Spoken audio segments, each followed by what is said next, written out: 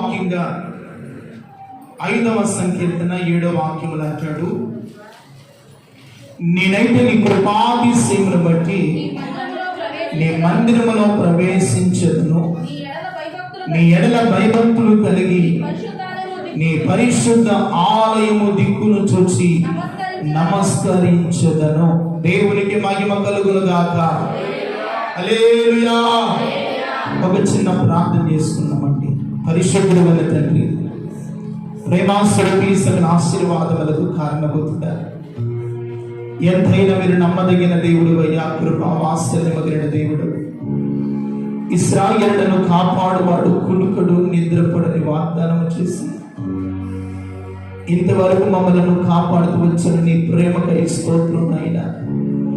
ఈ జనవరి మాసముల మరొక 3వ ఆదివార దినమున నీ సన్నిధికి కూడా వచ్చిన నీ బిడ్డలందరిని బట్టి నీ నామాన్ని స్తుతిస్తున్నా. ఒక్కొక్కరి జీవితాల్లో మీరు చేసిన సాక్ష్యాన్ని బట్టి నీకు వందనాలు.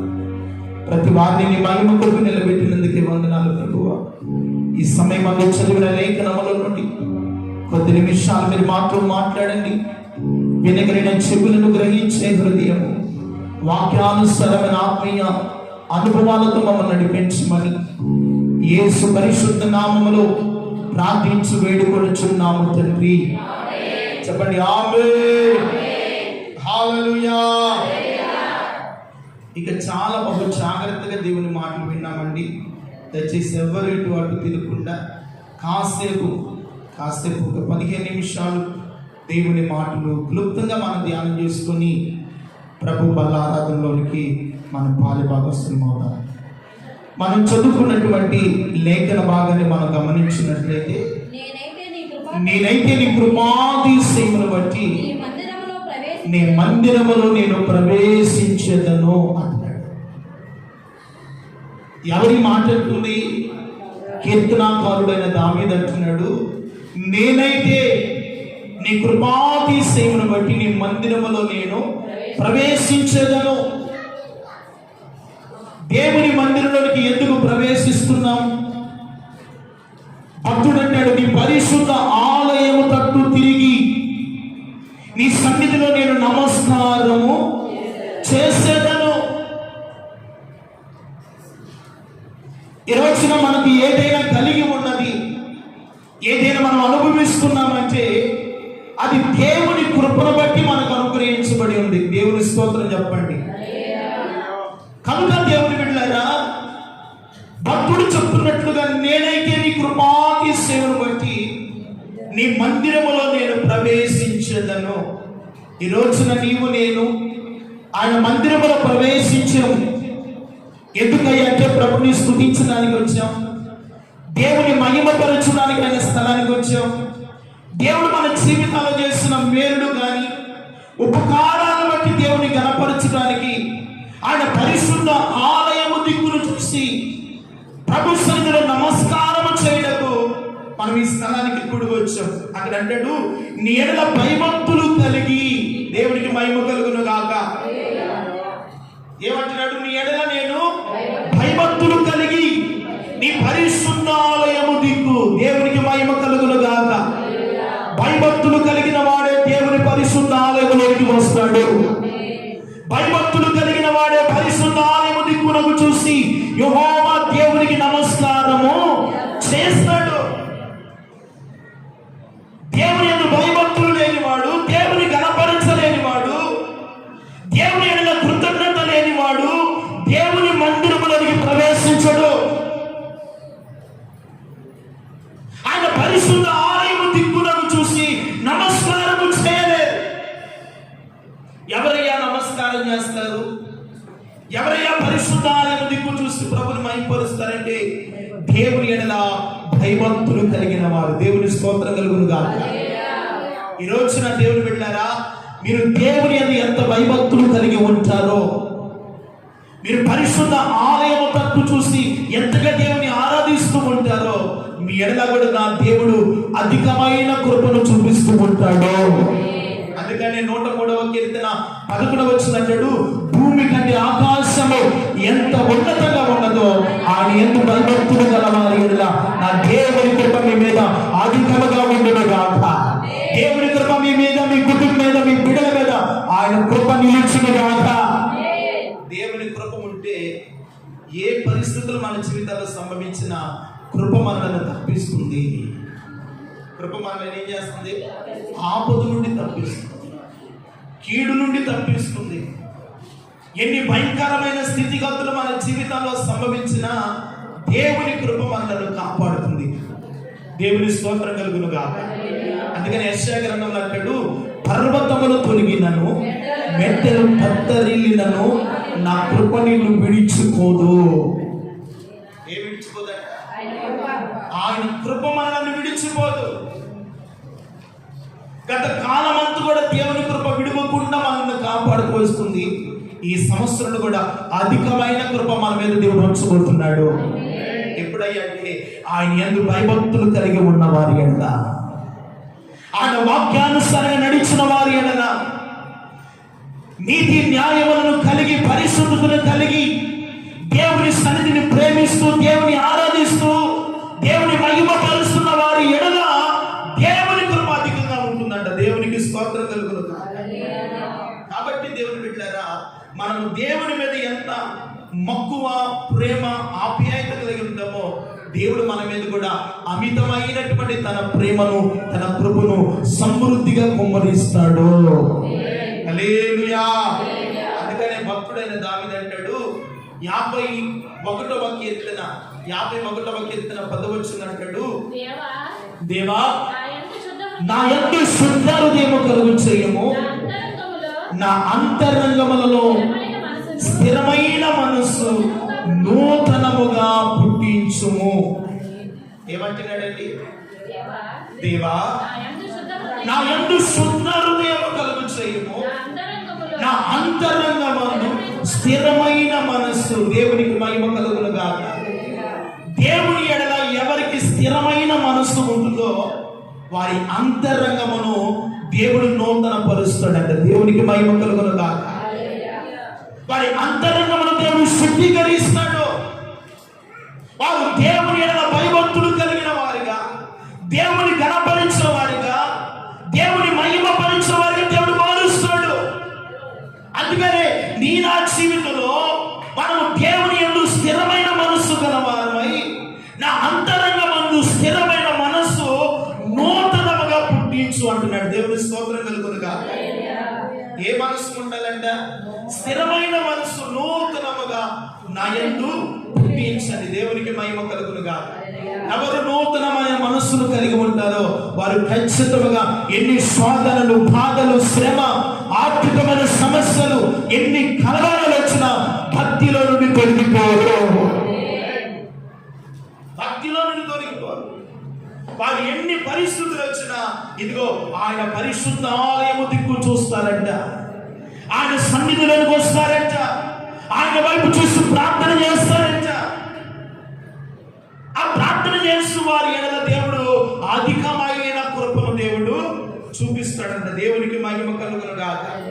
అందుకనే కీర్తన గ్రంథము 24వ కీర్తన 3వ వచనం అంటాడు, యెహోవా పర్వతమునకు ఎక్కదగిన వాడు ఎవడు?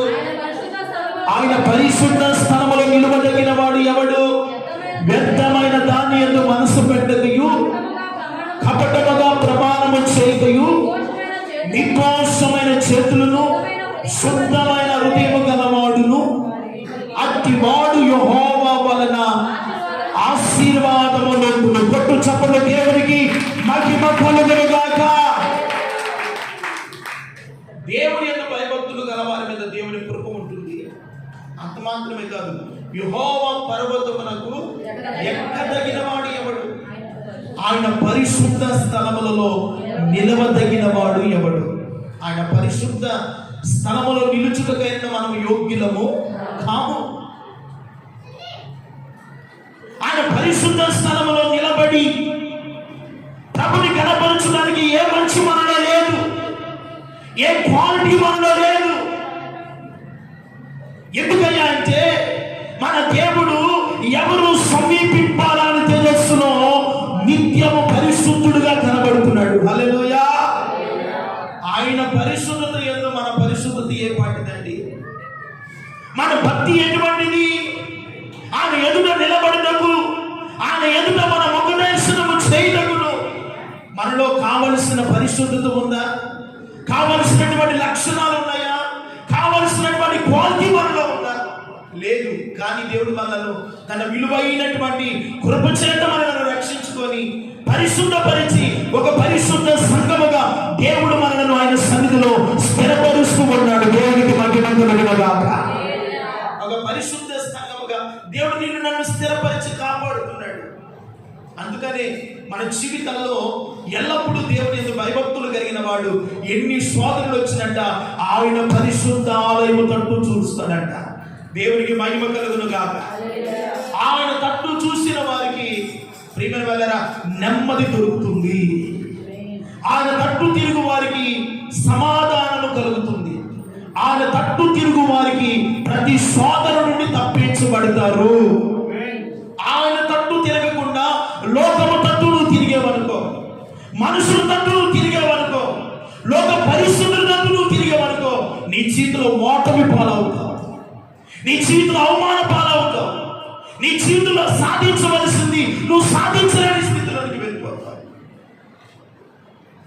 భక్తుడైనటువంటి దావీదు ప్రతి విషయంలో జయమును ఆశీర్వాదాన్ని అనుభవించడానికి గల కారణము ఎల్లప్పుడూ దేవుని యందు భయభక్తులు కలిగి ఆయన పరిశుద్ధాలను తట్టు మాత్రమే చూస్తూ ఉన్నాడు. దేవునికి మహిమ కలుగును గాక. నీవు నేను ఎల్లప్పుడూ మన దేవుని తట్టే మనము చూడాలి. ఎవరు చూడాలంట? దేవుని తట్టు చూడు. ఆయన తట్టు చూసిన వారిని దేవుడు సిగ్గుపరచడు. ఆ కుటుంబాన్ని దేవుడు విడిచిపెట్టడు. వారిని అనాథులుగా దేవుడు విడిచిపెట్టడు. ఒకవేళ వారు తక్కువ స్థితిలో ఉన్నా వారి జీవితంలో దేవుడు తగిన సమయమందు వారి స్థితిని మార్చి వారి జీవితాలు ప్రభు పైకెత్తబోతున్నాడు. ఎప్పుడయ్యా అంటే ఆయన తట్టు నీవేం చేయాలంట? ఎల్లప్పుడూ ఆయన తట్టు చూడు. ఆయన తట్టు చూడటమే మానుకొని ఈ లోక సంబంధమైన వాటి తట్టు నువ్వు చూసావనుకో, ప్రియమైన వాళ్ళరా దేవుని యొక్క సాధించవలసిన ఆశీర్వాదాన్ని నీవు పొందలేవు. దేవుడు నీకు అనుగ్రహించవలసినటువంటి నీ కృపలో నువ్వు నిలిచి ఉండలేవు. దేవుని మేలు మీరు సమృద్ధిగా పొందవలసిన స్థితిలో మీరు పొందలేకుండా ఉంటారు. అందుకనే ఎల్లప్పుడూ మనం ఏం చేయాలంట? ఆయన తట్టు చూడాలంట. అందుకనే అక్కడ రాయబడిన మాట, వ్యర్థమైన దాని యందు మీరు మనస్సు పెట్టి దాని తట్టు మీరు చూడవద్దు. నీవు చూడవలసింది ఒకటే, నీ కొరకు ప్రాణం పెట్టిన దేవుని తట్టు మీరు చూచుదురు గాక. నీ కొరకు సిలువ వేయబడిన యేసయ్య వైపు మీరు చూచుదురు గాక. నీ కొరకు పునరుద్ధారణ తిరిగి లేచిన సజీవుడైన దేవుని తట్టు నీవు నీ ఇంటి వారు చూచుదురు గాక. ఆయన తట్టు చూస్తే మీ ముఖములు లజ్జింపకపోవును గాక. మీ ముఖములు లజ్జింపకుండా ఎక్కడ అవమానపరచబడ్డారు, ఎక్కడ తలజించబడ్డారో, ఎక్కడ ఓటమి అనుభవించారో, ఎక్కడ నువ్వు కన్నీరు కాచావో అక్కడ దేవుడు నిన్ను కనపరుస్తాడు. దావీదును అలాగే దేవుడు కనపరచాడండి. దేవుడు మహిమపరచాడండి. కారణం ఎందుకో తెలుసా? ఎల్లప్పుడూ ఆయన పరిశుద్ధ ఆలయము తట్టు మాత్రమే చూస్తూ ఉన్నాడు. భూ సంబంధమైన వాటి మీదను ఈ ప్రకృతి సంబంధమైనటువంటి వాటి మీద మనస్సు నుంచి దేవుని కృపను పోగొట్టుకోకుండా ఎల్లప్పుడూ ఆయన వైపు ఏం చేస్తున్నాడంట? చూస్తూ ఉన్నాడు. దేవునికి మహిమ కలుగును గాక. నీ జీవితంలో ప్రియమైన వాళ్ళరా దేవుని యొక్క సమాధానము, నెమ్మది, ఆశీర్వాదము, క్షేమము నీవు దేవుని సన్నిధిలో పొందవలసిన ప్రతి దీవెనను అనుభవించాలి అంటే మొదటిగా దేవుని తట్టు నీవు చూడటం నేర్చుకో. మన మూల పురుషుడైనటువంటి అబ్రహాము గారు దేవుని తట్టు చూసి ప్రయాణం చేశాడంట. దేవుని స్తోత్రం చెప్పండి. ఎవరి తట్టు చూశాడంట? దేవుని తట్టు చూశాడు. కానీ వెళ్తున్న ప్రయాణంలో ఆశీర్వాదం ఉంటుందో, దీవెన ఉంటుందో, వెళ్తున్నటువంటి ప్రదేశము ఆశీర్వాదకరంగా సమృద్ధి కలిగిన ప్రదేశము ఉంటుందో అని పరీక్షించి ఆలోచించి వెనకంచి వేసి ప్రయాణం చేసిన వాడు కాదు. దేవుడు వెళ్ళమన్నాడు, దేవుని మాటకు లోబడి భయముతో వెళ్ళాడు. దేవుని స్తోత్రం కలుగును గాక. వెళ్తున్నటువంటి మార్గంలో దేవుని తట్టే చూస్తూ ఉన్నాడు. దేవుని స్తోత్రం కలుగును గాక. అందుకనే గొప్పగా దేవుడు దీవించాడు. హల్లెలూయా. నీవు నేను ఆశీర్వదింపబడాలి అంటే మన జీవితాల్లో దేవుని తట్టు చూడటం మనం ఏం చేయాలంట? నేర్చుకోవాలి. ఈ రోజున మన కుటుంబంలో కన్నీళ్ళు ఉండొచ్చు, బాధలు ఉండొచ్చు, కష్టాలు ఉండవచ్చు. ఉన్నాడని దేవుని తట్టు చూడకుండా నువ్వు మానకూడదు. ఎల్లప్పుడూ నువ్వు ఎవరి తట్టు చూడాలంటే ప్రభు తట్టు చూడటం మీరు నేర్చుకుంటే మీ తట్టు తిరగటం ప్రభు ప్రారంభిస్తాడు. మీ తట్టు తిరగటం ప్రభు ఏం చేస్తాడు? ప్రారంభిస్తాడు. ఎప్పుడైతే ప్రభు మన తట్టు తిరుగుతాడో మన పరిస్థితులన్నింటినీ ప్రభు ఒక్కొక్కటిగా ఆయన మార్చివేయుడుగాక. ఒక్కొక్కటిగా ప్రభు మన స్థితిని, మన గతిని, మన పరిస్థితులన్నింటినీ ప్రభు ఏం చేస్తాడంటే ఒక్కొక్కటిగా ప్రభు మార్చివేసి మనకు కావలసిన సంపూర్ణమైన ఆశీర్వాదాన్ని ప్రభు మనకు కలుగు చేస్తాడు. అందుకనే వ్యర్థమైన దాని అందు ఈ లోకంలో మనం ఇచ్చేకూడదు. మనసు లోకము దాని ఆశలు ఏమైపోతాయి అంట? గతించిపోతాయి. దేవుని చిత్తము ఏమిటో గ్రహించి దేవుని మీద మనస్సు పెట్టుకొని దేవుని మీద ఆనుకొని ప్రయాణం చేయవాలనంట. ఇదిగో యెహోవా వలన వాడు ఆశీర్వాదము నొందును. దేవునికి మహిమ కలుగును గాక. వ్యర్థమైన దాని మీద మనసు పెడితే ఆశీర్వాదం వస్తుందా? ఉన్న ఆశీర్వాదము కాస్త దూరం అయిపోతుంది. లోతు చూస్తానికి కనులకు రమ్యముగా దేవుని తోట వలె ఉన్నదన్నట్లుగా చూశాడు. దేని వైపు? సొదొమ వైపు. అది దేవుని తోట వలె ఉందంట, ఏదెను వలె ఉందంట. చూసి వెళ్ళాడు. అక్కడ కాపురం ఉన్నాడు. ఇప్పుడు ఆశీర్వాదకరంగా ఉంటున్నాడా? ఎలా ఉంటున్నాడు? లెగిస్తే ఎవరు నా బిడ్డలను పాడు చేస్తారా? ఎటువైపు నుండి ఆపద నా మీదకు వస్తుందా? ఎటువైపు నుండి కలవరాలు వస్తాయా అని బిక్కున భయపడుతూ లోతు భయపడుతూ ఉన్నాడు. ఎక్కడా? సొదొమలో. ఆ పరిస్థితి నుండి నిన్ను నన్ను విడిపించుటకు దేవుడు అబ్రహాము స్థానంలోకి వెళ్ళి లోతును బయటకు తీసుకొని వచ్చి, ఇదిగో నువ్వు చేసింది నీ కనులకు, నీ కనబడేది నీకు రమ్యముగా కనబరచవచ్చు, కానీ అది నీకు నష్టాన్ని, వేదనను, కన్నీళ్లను, శోధనను తీసుకొని వస్తుంది. దాని వైపుగా నువ్వు చూడవలసింది ఇదిగో నీతిమంతుడైన ప్రభు వైపు మీరు చూసి ఆయన తట్టు మీరు చూడగలిగితే మీ జీవితాల ఆశీర్వాదాన్ని పొందగలుగుతారు. నీతిమంతుడైన లోతు మనస్సు పలుమార్లు అక్కడ మనస్సు నొచ్చుకుంటదంట. కారణం ఏమిటంటే ఇష్టపడి వెళ్ళాడుగా, ఆశించి వెళ్ళాడుగా, దేవుని తోట వలె అనుకున్నాడుగా, కానీ అక్కడ ఏముంది? ఆశీర్వాదం లేదు, దేవుని దీవెన లేదు, కానీ నష్టము, శోధన అనుభవిస్తూ వచ్చాడు. చివరికి ప్రియమైన వాళ్ళరా, చివరికి ఆ పరిస్థితుల నుండి తన భార్య పడపోవడాన్ని బట్టి ఇదిగో లోకమునకు సాదృశ్యంగా ఉప్పు స్తంభముగా మార్చబడిపోయింది. అందుకని మన జీవితాల్లో దేవుని తట్టు చూడటం మనం ఏం చేయాలంట? నేర్చుకోవాలి. దేవుని స్తోత్రం చెప్పండి. అందుకని ఒక మాట చదవండి. మొదటి దినవృత్తాంతముల గ్రంథము 22వ అధ్యాయము 19వ వచనాన్ని మనం చదువుకుంటే, కావున హృదయపూర్వకముగా ఇదిగో మీ దేవుడైన యెహోవాను వెతుకుటకు నీ మనస్సును దృఢపరచుకొనుడి. దేవునికి మహిమ కలుగును గాక. ఎవరిని వెతుకుటకు?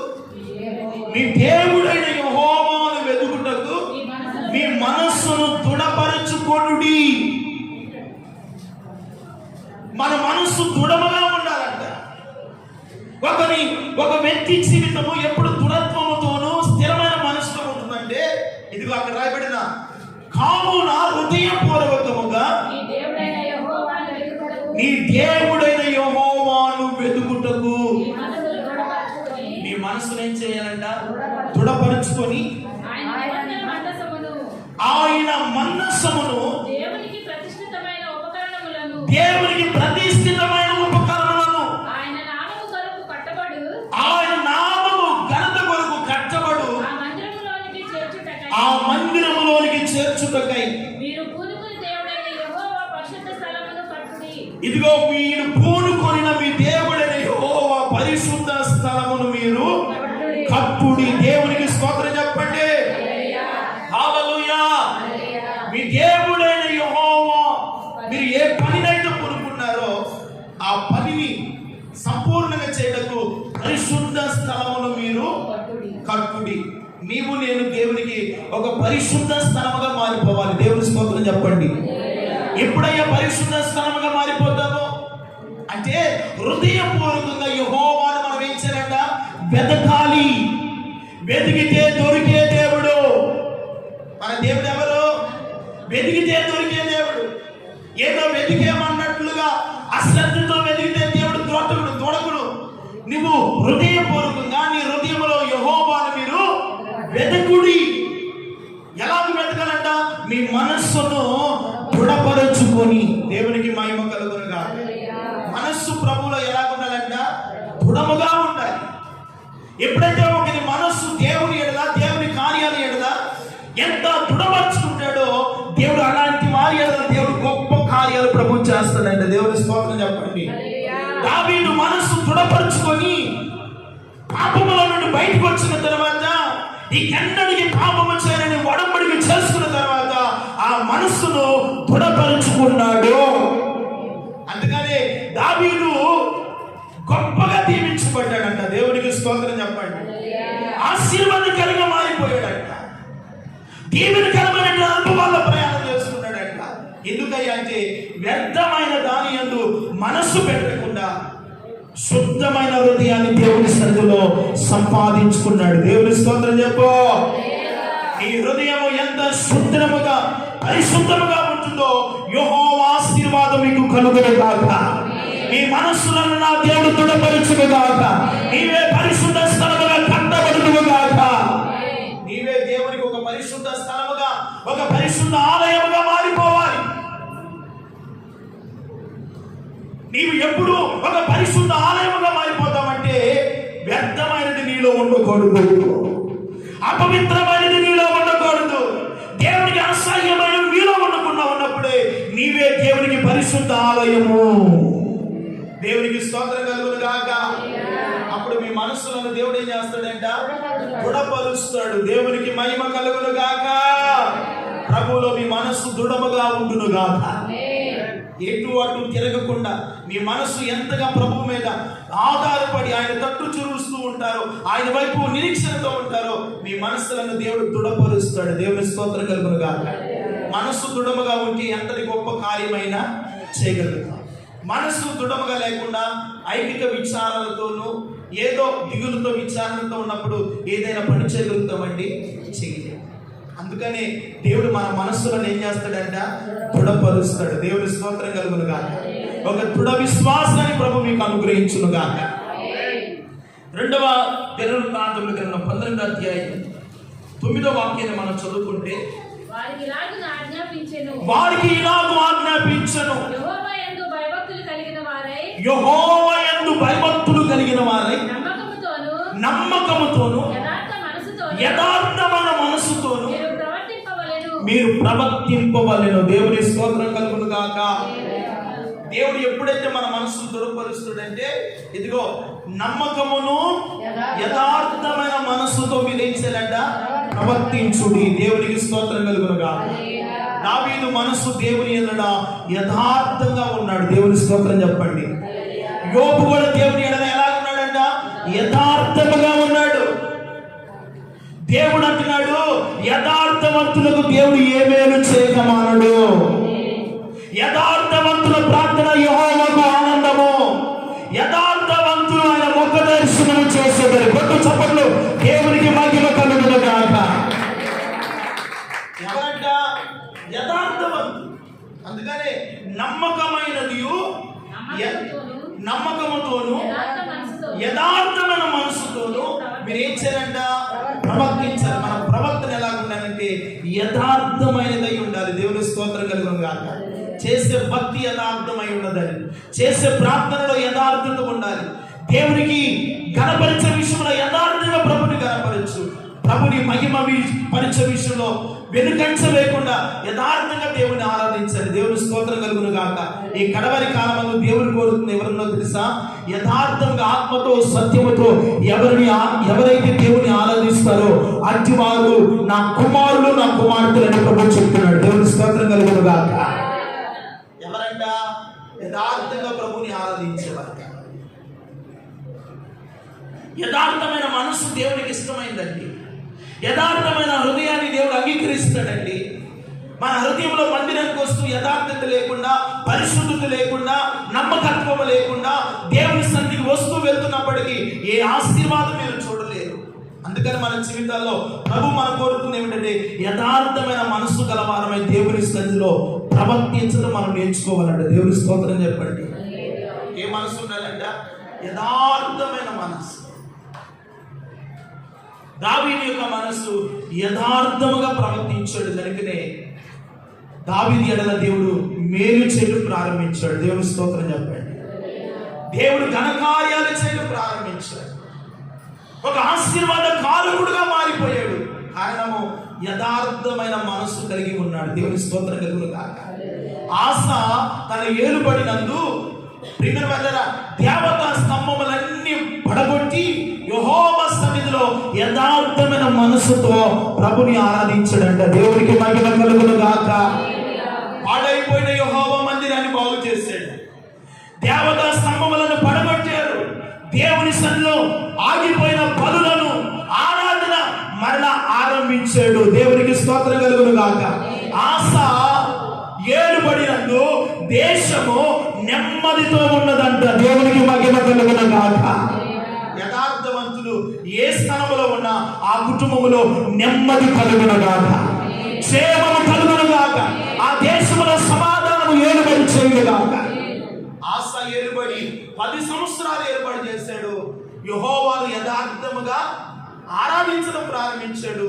తన దేశం ఎలాగుందంట? నెమ్మదితో ఉన్నదంట. దేవుని స్తోత్రం కలుగునుగా.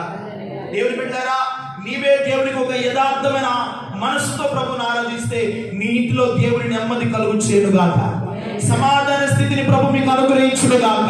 మీ కుటుంబాలలో బాధలు, కన్నీళ్లు, కలవరాలు, శోధన, రోగములు నా దేవుడు తొలగించి నెమ్మదితో మీ కుటుంబాన్ని ప్రభు నింపునుగాక. ముగిస్తాను చూడండి. ఒక్క మాట చదువుకున్నాం. నెహెమ్యా గ్రంథము 9వ అధ్యాయం 8వ వచనం.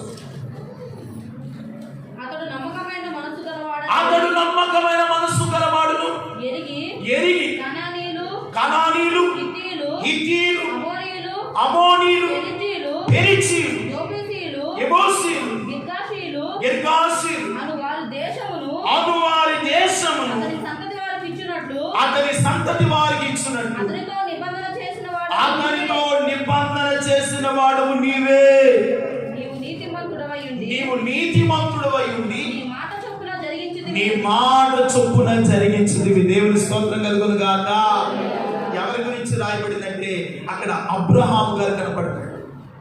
పై వచనాల్లోకి వెళ్తే అబ్రహాముతో దేవుడు చెప్తున్నాడు, నీవు నమ్మకమైన మనస్సు కలిగిన వాడవని. ఏమంటున్నాడు?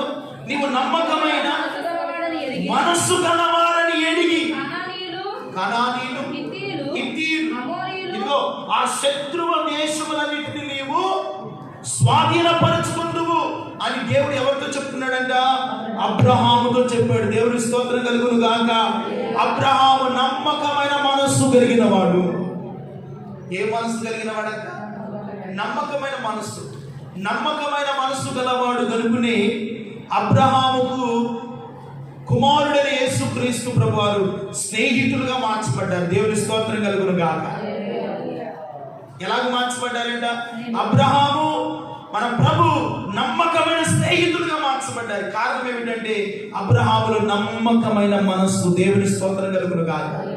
ఆ నమ్మకమైన మనస్సు ఉన్నది కనుకనే అబ్రహామా, నీ ఒక్కడైన నీ కుమారుడైన ఇస్సాకును తీసుకొని వచ్చి ఈ మోరియా పర్వతం మీద నాకు బలి అర్పించన్నాడు. ఏ తండ్రి అయినా కుమారుని బలి అర్పిస్తాడండి, త్యాగం చేస్తాడండి. లేక పుట్టాడండి. ఒకే ఒక కుమారుడు ఇస్సాకు. వృద్ధాప్యంలో కుమారుడు అనుగ్రహించబడ్డాడు. ఆ కుమారుని చూసి అబ్రహాం మురిసిపోతున్నాడు, ఆనందపడుతున్నాడు, సంతోషపడుతున్నాడు, అతనితో కలిసి ఆడుకుంటూ ఉన్నాడండి.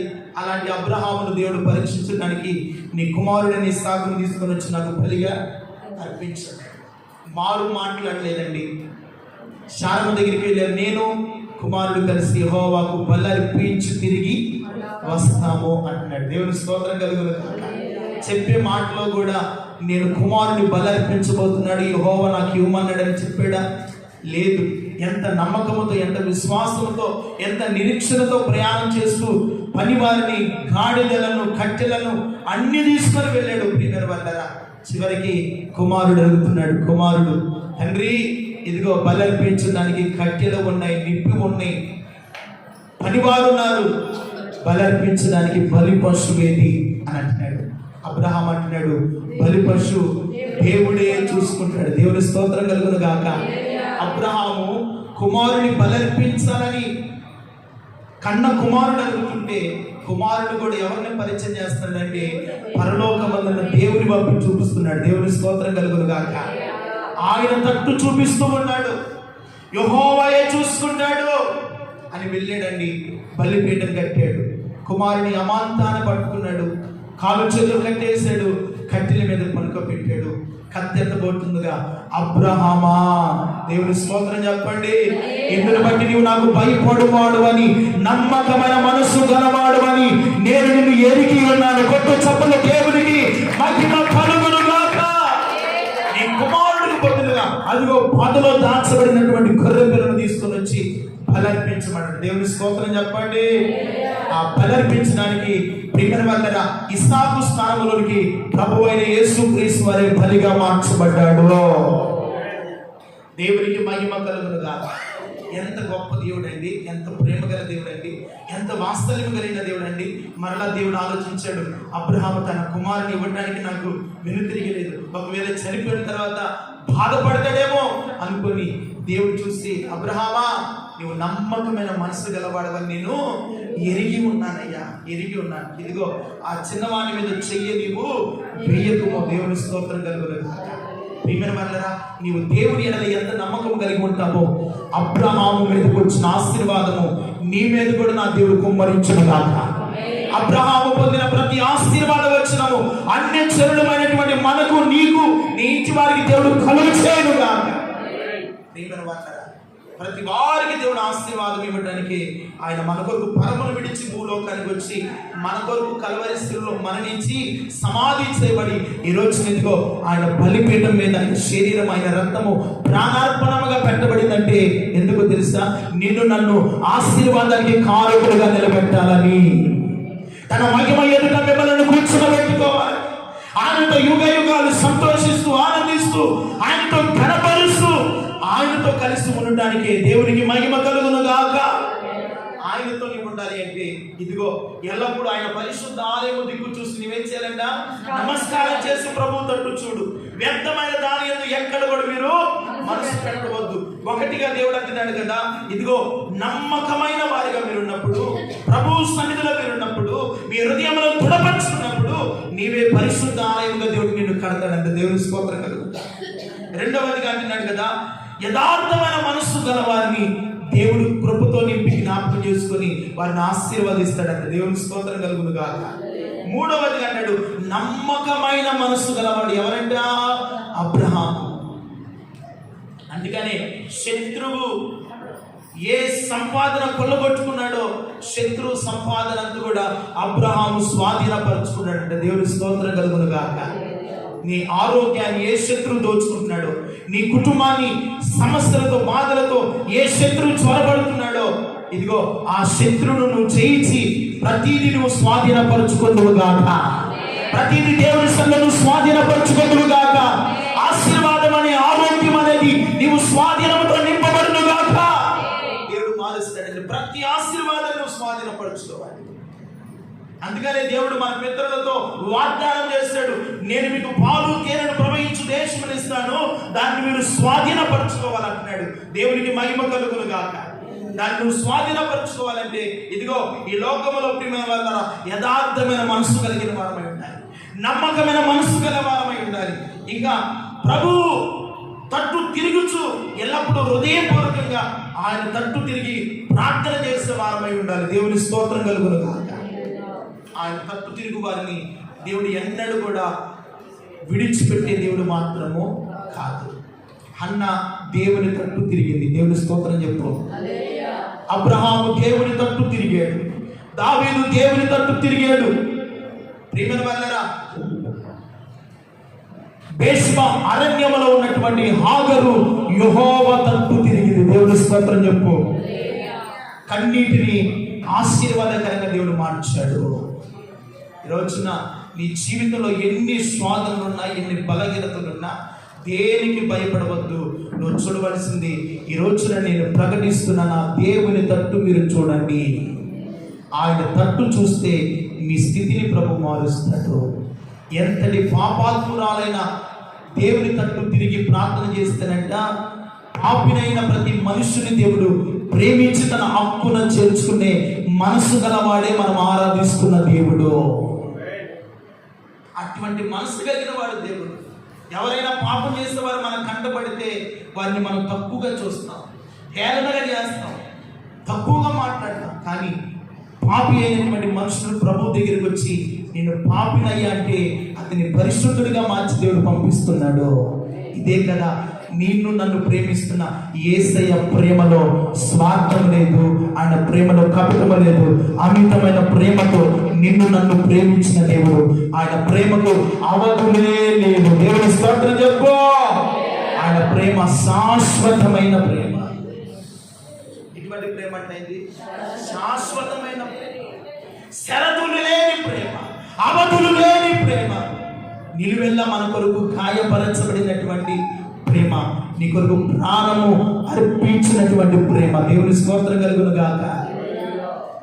మరణము కంటే బలమైన ప్రేమది నన్ను చేయించని ప్రేమ, ఆశ్చర్యమైన ప్రేమ, కల్వరిలోని ప్రేమ.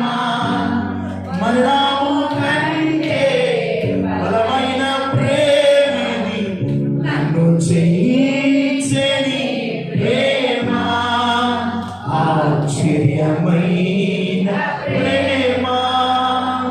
నా స్థితి చూచిన ప్రేమ, నాపై జాలిని చూపిన ప్రేమ, నాకై మరణించి జీవాన్నిచ్చి జయమిచ్చి తన మహిమనిచ్చే, నాకై మరణించి జీవాన్నిచ్చి జయమిచ్చి తన మహిమనిచ్చే, ఆశ్చర్యమైన ప్రేమ, కల్వరిలోని ప్రేమ. మరణము కంటే బలమైన ప్రేమని నన్ను చేయించే నీ ప్రేమ, ఆశ్చర్యమైన ప్రేమ. యేసయ్యకు మహిమ కలుగును గాక. ఆయన ప్రేమ ఎంతో, దేవుడు బిడ్డారా, ఆయన మన ఎంతగా ప్రేమించి మన కొరకు ప్రాణం పెట్టి మన కొరకు ఈ లోకానికి దిగి వచ్చిన ఆయన ప్రేమకు ఏమైనా ఇవ్వగలుగుతామా? ఆయన ప్రేమను దేనితోనైనా కొలవగలుగుతామా? ఆయన ప్రేమ అవధులు లేనంతగా మనల్ని ప్రేమించాడు. దేవుని స్తోత్రం కలుగును గాక. దేవుని బిడ్డ, ఇంకా నిన్ను ప్రేమిస్తూ ఉన్నాడమ్మా. ఇక లోకం వైపు చూడవద్దు, వ్యర్థమైన దాని మీద మనసు పెట్టవద్దు. నిన్ను ప్రేమించిన దేవుని ఎడల యథార్థమైన మనసు కలిగి ఉండు, నమ్మకమైన మనసు కలిగి ఉండు, అంతరంగమందు దృఢమైన విశ్వాసం కలిగి ఉండు. ఆయన తట్టు తిరిగి ఎల్లప్పుడూ ప్రార్థన చేయి. నీ మీద దేవుడు అమితమైన తన కృపను కుమ్మరించి నీ ప్రతి శోధనలోను, శ్రమలలోను, బాధలలో నిన్ను ప్రేమించిన కన్న తండ్రి అయిన ప్రభు నిన్ను ఆదరించి బలపరిచే దేవుడు. హల్లెలూయా. ఆయన ప్రేమను దాటి బయటికి వెళ్ళేవా? శత్రువు కాచుకొని ఉన్నాడు. శత్రువు వల వేయడానికి వాడు కాచుకొని ఉన్నాడు. వాడి చేతులను చిక్కబడకుండా ఉండాలి అంటే యేసయ్య ప్రేమలో, యేసయ్యలో నువ్వు అంటుకట్టబడి ప్రభువులు నమ్మకమైన దేవుడిగా, నమ్మకమైన వ్యక్తిగా, ఒక దృఢమైన భక్తి కలిగిన వాడుగా ప్రభువులో మీరు స్థిరపరచబడుతూ నీవే దేవుడికి ఒక పరిశుద్ధ ఆలయముగా కట్టబడి ఉంటే, దేవుడు మధ్యాకాశం నుండి వచ్చినప్పుడు నిన్ను బట్టి నా తండ్రి ఆనందముతో నేను స్వీకరించునుగాక, ఆనందముతో నా యొద్దకు దేవుడు నన్ను పిలుచునుగాక. అలాగ పిలిచినట్లుగా ఒక పరిశుద్ధతను దేవుడు మనకి ఇచ్చునుగాక, ఒక శ్రేష్టమైన భక్తిలో దేవుడు మనల్ని నడిపించునుగాక. దావీదు యెహోవా యందు భయభక్తులు కలిగి ఉన్నట్లుగా ఎల్లప్పుడూ దేవుని యందు భయభక్తులు కలిగి ఉన్నాం. దేవుని వాక్యానుసారంగా నడుద్దాం, దేవుని కృపకు పాత్రలు అవుదాం. అట్టి కృప ప్రభు దయచేయునుగాక. ఆమేన్. తల వంచండి, ప్రార్థన చేసుకుందాం. తల వంచండి.